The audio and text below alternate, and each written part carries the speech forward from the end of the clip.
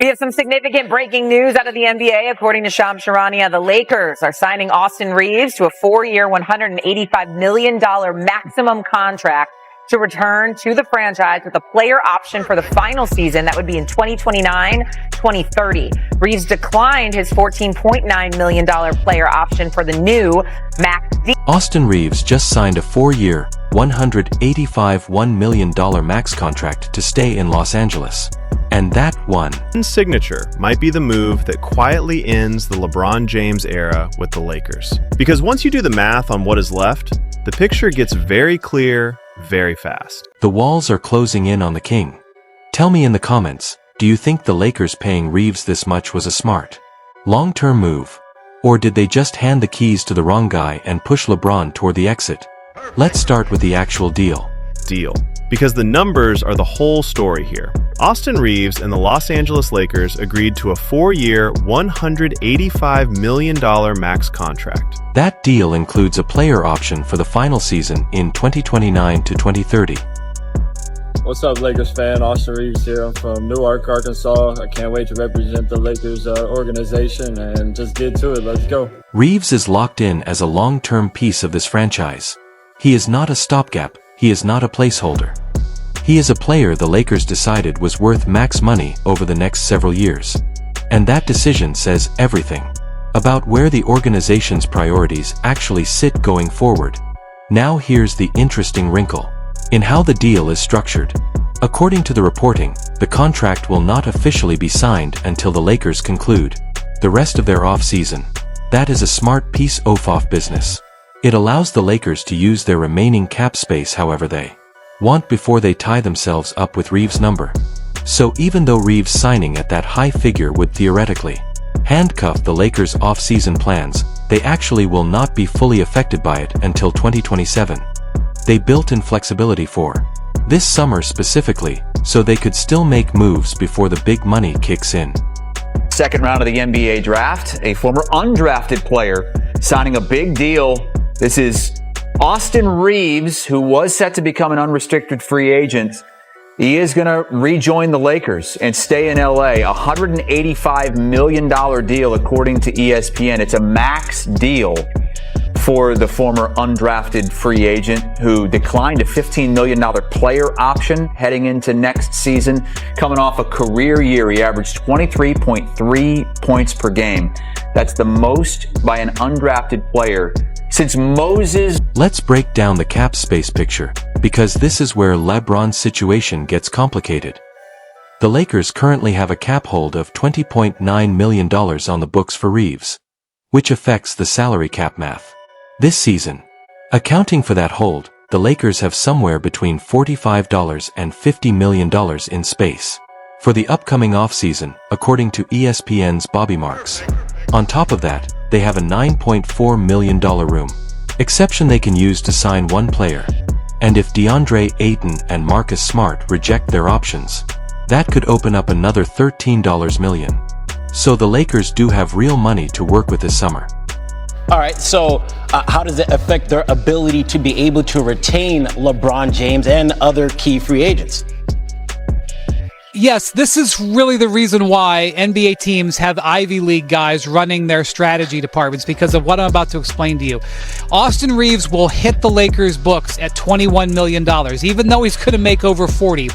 Every dollar they pay LeBron James will affect the amount of cap space they have, whereas the amount of money over $21 million will not affect it in the Austin Reaves contract. I know it's complicated. So the Lakers still have $50 million in cap space to use on free agents. They can still go out into the marketplace in a week and try to steal away, guys that are on other teams. But whatever they negotiate with LeBron James, whether it's now or later, would eat into that space. So the Lakers obviously still have to be careful and still have to really do some homework and see what they can do with other free agents really before doing something with LeBron James. But here is the problem, and it is a big one for LeBron specifically. The Lakers have multiple free agents hitting the market at the same time. Luke Kennard, LeBron James, Rui Hachimura, and Jackson Hayes are all notable names who could walk. And every single one of them is going to demand real money. Add in the possibility of Marcus Smart entering the mix and deserving a raise. And you have a situation where there are far more mouths to feed than there is money to feed them. The cap space sounds like a lot until you start counting how many players are competing for it. Suddenly, $45 to $50 million does not stretch nearly as far as it looks. Now let's look at how Reaves's contract escalates, because this is the part that strangles the Lakers' future flexibility. In 2026 to 2027, Reaves earns $41.30 million. The next season, 2027 to 2028, it rises to $44.6 million. The year after that, 2028 to 2029, it settles at $47.9 million. And in the final year, with the player option, Reaves makes $51.20 million. That is a massive, escalating commitment. It gives the Lakers room to operate this offseason, but it locks them into serious financial limitations going forward. The Reaves money is going to grow every single year, and that growth eats into everything else. And the Reaves number is not sitting on the books alone. Look at the other commitments. The Lakers owe Luka Doncic $53.40 million. They have Jared Vanderbilt at $12.2 million. They have Dalton Connect, Bronny James, and Adu Tiero on their rookie contracts. So when you add Luka's $53.4 million to Reaves's escalating max deal, you already have two players eating up an enormous chunk of the cap before you even get to the question of LeBron. And that is the heart of the entire situation. The Lakers have committed their future to Luka and Reaves as the two-man financial foundation. There is simply not enough room left to add a $53 to $58 million contract for a 42-year-old on top of that.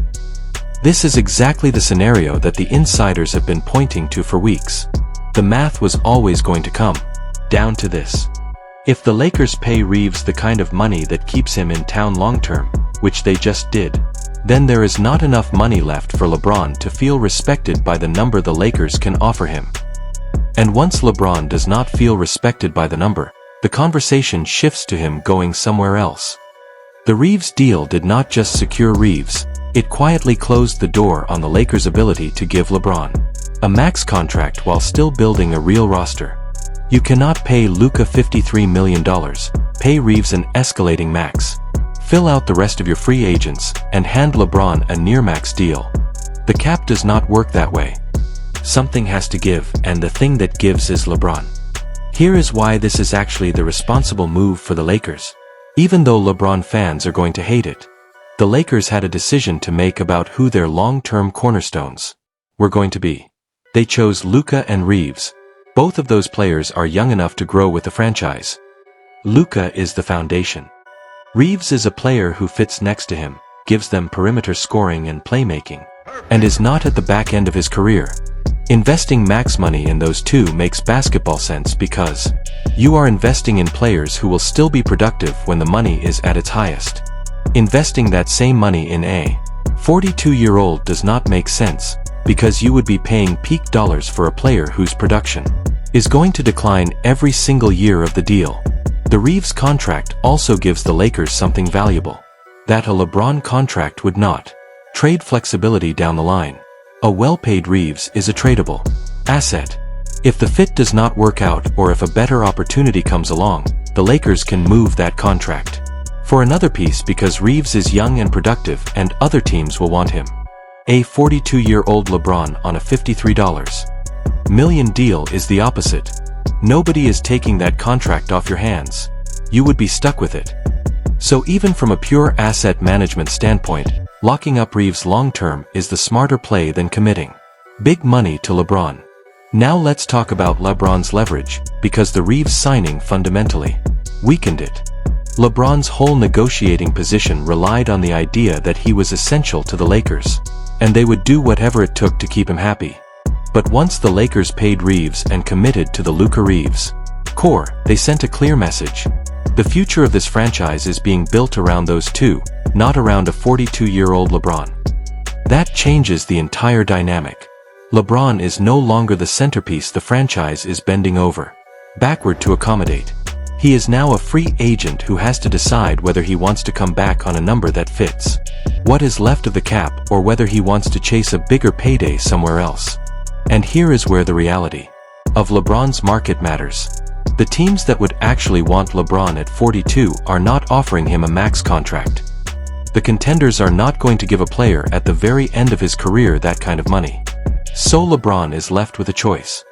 He can take a reasonable number to stay with the Lakers and chase one more ring next to Luka, or he can go to one of the rebuilding teams at the bottom of the league that might pay him for the ticket sales and the marketing value.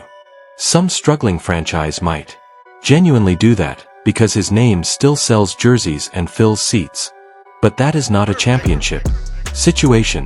That is a money situation. And LeBron would have to decide which one matters more to him. At this stage, the Bronny piece is worth mentioning here too, because it complicates LeBron's decision. Bronny is on the Lakers on a rookie contract. If LeBron leaves Los Angeles, the whole father-son storyline that kept Bronny on the roster gets murkier. Bronny's value to the organization was always tied to his father being in the building. So LeBron's free agency decision is not just about LeBron. It is tangled up with what happens